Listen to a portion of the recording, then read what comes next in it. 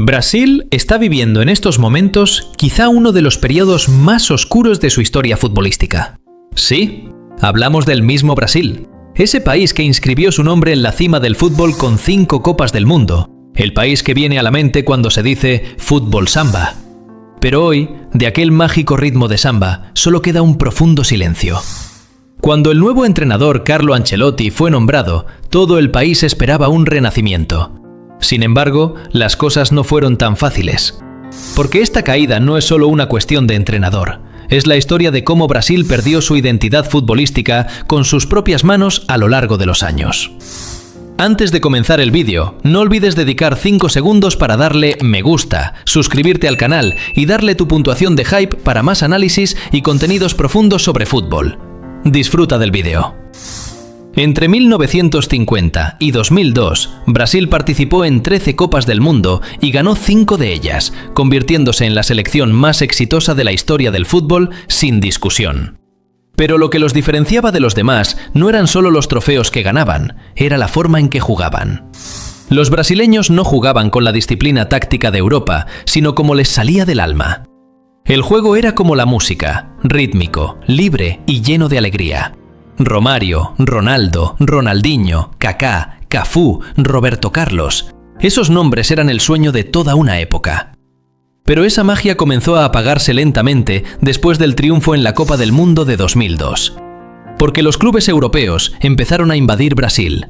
Con el poder del dinero, comenzaron a fichar a los jugadores más talentosos del país a edades cada vez más jóvenes. Y eso se convirtió en un proceso que comenzó a corroer el alma del fútbol brasileño desde dentro. Expliquémoslo con una estadística. En la Copa del Mundo de 1970, casi todos los jugadores de la selección brasileña jugaban en la liga local. En 2002, ese número bajó a 12. Y en 2006, solo 2 jugadores jugaban en la liga brasileña. Es decir, a medida que aumentaba el número de jugadores que se iban a Europa, el espíritu de la selección se iba desvaneciendo. El jogo bonito, ese juego hermoso, ya era solo un recuerdo nostálgico. En las Copas del Mundo de 2006, 2010, 2018 y 2022, Brasil no pasó de los cuartos de final y solo en 2014, cuando fue anfitrión, logró llegar a semifinales. Pero esa semifinal se convirtió en la noche más dolorosa de su historia. Brasil perdió en su propia casa ante Alemania por 7-1, una de las derrotas más grandes de toda su historia. Una nación entera lloraba. Aquel día no se perdió solo un partido. El fútbol brasileño fue enterrado allí, en Belo Horizonte. Esa humillación demostró que Europa se había adelantado en el fútbol por un amplio margen. Los titulares de la prensa decían, la victoria de Europa. Pero para Brasil, aquello no fue solo una derrota, fue el inicio de una crisis de identidad. A partir de ese día, todo comenzó a cambiar en el país. La federación decidió que ya no buscarían un técnico de los nuestros, sino una mente europea. En ese entonces, el presidente José María Marín llegó a considerar seriamente a Pep Guardiola. Pero los directivos lo vetaron. Y en su lugar, trajeron de vuelta a Dunga, conocido por su fútbol conservador. Lamentablemente, también él se desgastó en poco tiempo. Después llegó Tite, quien en su momento había trabajado junto a Arsène Wenger y Carlo Ancelotti. Cuando Tite asumió, el equipo recuperó cierto equilibrio. Ganaron la Copa América 2019 y estuvieron mucho tiempo sin conocer la derrota. En esa época, muchos brasileños decían, este es el mejor equipo de los últimos años. Pero el Mundial de 2022 trajo una vez más la misma pesadilla. Y lo que vino después. Ahí fue cuando empezó el verdadero caos. Después del Mundial de 2022, las piezas volvieron a moverse en Brasil. El torneo fue, por supuesto, una gran decepción, pero el verdadero escándalo estalló después. En aquel entonces, el presidente de la federación, Ednaldo Rodríguez, no quería destituir al entrenador Tite. Incluso se decía en los pasillos que había llegado a amenazar a los directivos que se oponían a él. Al final, la situación llegó a tal punto que el propio presidente del país tuvo que intervenir para romper la resistencia de Rodríguez. Tite fue despedido. Durante semanas se habló de quién ocuparía su lugar. Primero fueron nombrados Ramón Menezes y Fernando Diniz de manera interina. Luego llegó una decisión inesperada. El cargo pasó a Dorival Jr. Un técnico local, conoce bien a los jugadores, decían. Pero esa elección tampoco duró mucho, porque bajo la dirección de Dorival, Brasil tuvo una de las peores fases clasificatorias de su historia. La última gota que colmó el vaso fue la derrota 4-1 contra Argentina. El mismo guión de siempre: fracaso, críticas, llamados al cambio. El fútbol brasileño había entrado ya en un círculo vicioso. En ese momento, todas las miradas se centraron en un solo nombre: Carlo Ancelotti. Se decía que dejaría el Real Madrid, y la Federación Brasileña no dejó pasar la oportunidad. Finalmente, en junio, llegó el anuncio esperado: Don Carlo estaba al mando de la Seleção. Sin embargo, cuando Ancelotti asumió, lo que encontró fue prácticamente una ruina. El equipo estaba desmoronado tanto dentro como fuera del campo. La química entre los jugadores era casi inexistente. No estaba claro quién era el líder y quién debía cumplir un rol secundario. Incluso se decía que algunos futbolistas ya no se sentían motivados para vestir la camiseta nacional. El técnico legendario intentó comenzar rápido, dar identidad al equipo con algunos retoques. Pero las cosas no salieron como quería. Aunque se aseguró el boleto al Mundial, el equipo perdió incluso contra rivales más débiles, como Bolivia y Japón. A pesar de haber dirigido solo 6 partidos, el pueblo brasileño ya empezaba a impacientarse con Ancelotti. Pero en realidad, el problema no era Ancelotti. El problema era que el fútbol brasileño ya estaba podrido desde la raíz. Porque este colapso no empezó de un día para otro. Llegó lentamente, de forma silenciosa, durante años. Veamos la plantilla actual. En el arco, Alisson. Lateral derecho, Wesley. Lateral izquierdo, Carlos Augusto. Defensas centrales, Gabriel y Militao. En el mediocampo, Casemiro y Guimaraes. Por delante, Rafinha, Rodrigo, Vinicius Jr. y en la punta, Richarlison. Puede sonar fuerte, pero si recordamos las plantillas del pasado, este equipo tiene jugadores que destacan más por su esfuerzo que por su genialidad. Ya no existen los Cafú, Roberto Carlos, Ronaldinho o Kaká. Sí, no son malos, pero están muy lejos de la calidad del viejo Brasil. Hoy en día, Brasil ya no produce mediocampistas creativos. La delantera es insuficiente. La calidad en los laterales ha caído notablemente. Solo en las bandas hay abundancia, pero es una abundancia de un solo tipo. Un país que alguna vez producía magos en todas las posiciones, ahora solo fabrica extremos veloces. No hay ningún jugador que pueda cargar con el equipo sobre sus hombros, como lo hacía Neymar en su mejor momento. Siguen confiando en el talento individual, pero carecen de sistema. Y aquí está la verdadera culpa. El fútbol brasileño se ha convertido en el juguete de los representantes. Hoy los jóvenes jugadores son evaluados no por su potencial deportivo, sino por su vendibilidad.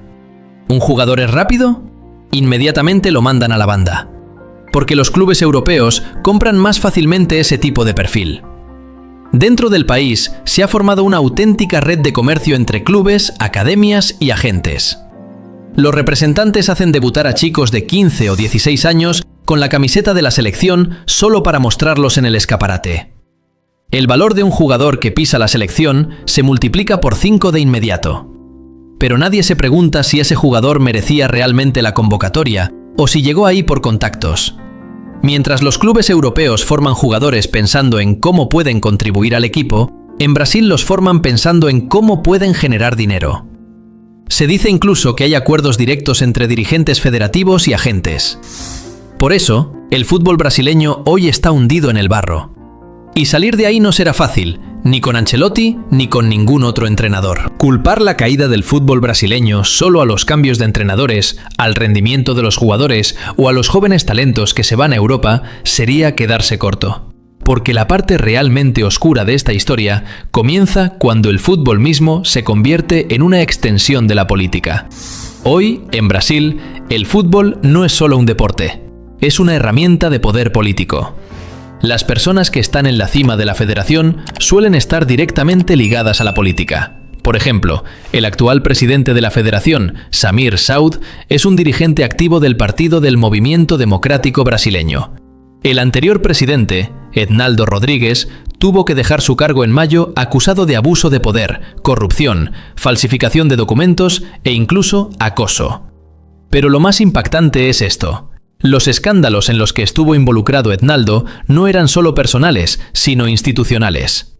Durante años se dijo que los representantes de jugadores y los dirigentes de la federación trabajaban de la mano y que en muchas decisiones, desde la elección de jugadores hasta las políticas de fichajes, los intereses económicos eran los que mandaban. En otras palabras, el destino del fútbol brasileño fue entregado al dinero, no al talento.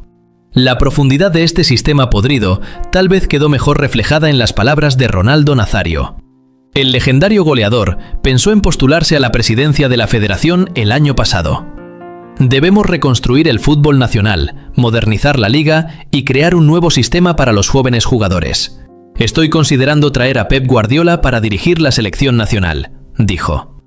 Pero las cosas no salieron como Ronaldo quería. Nadie lo apoyó.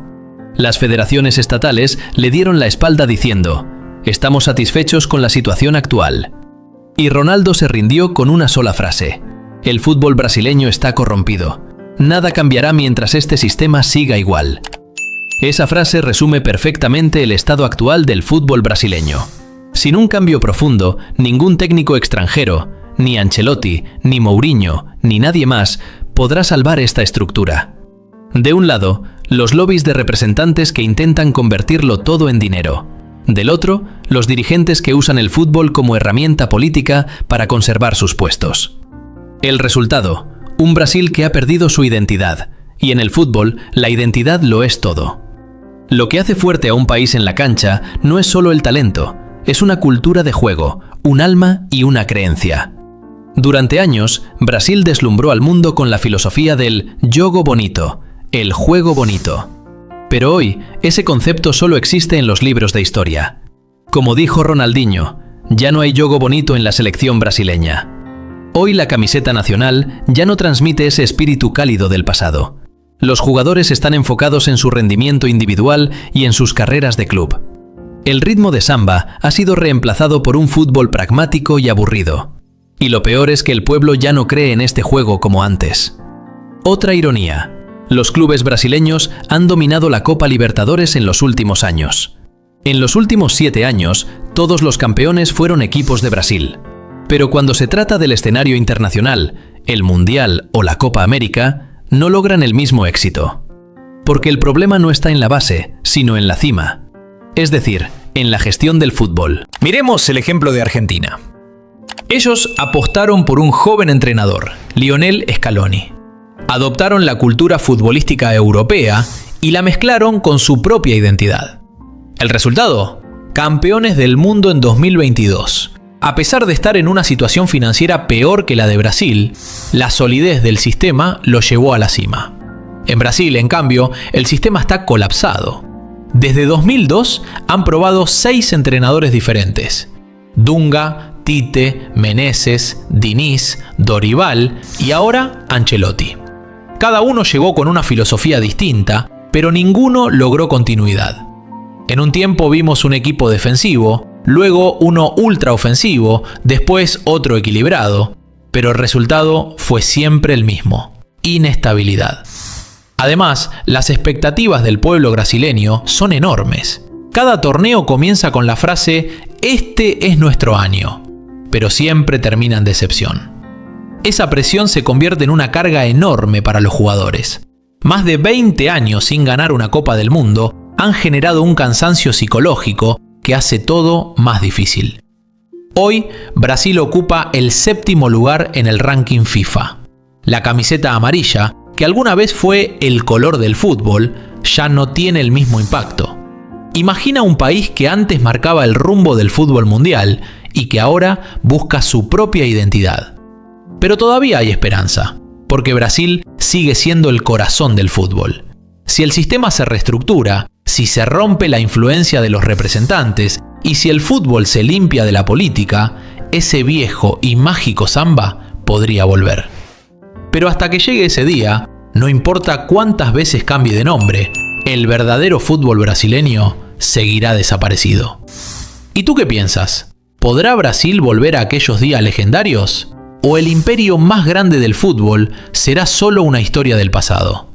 Nos vemos en los comentarios.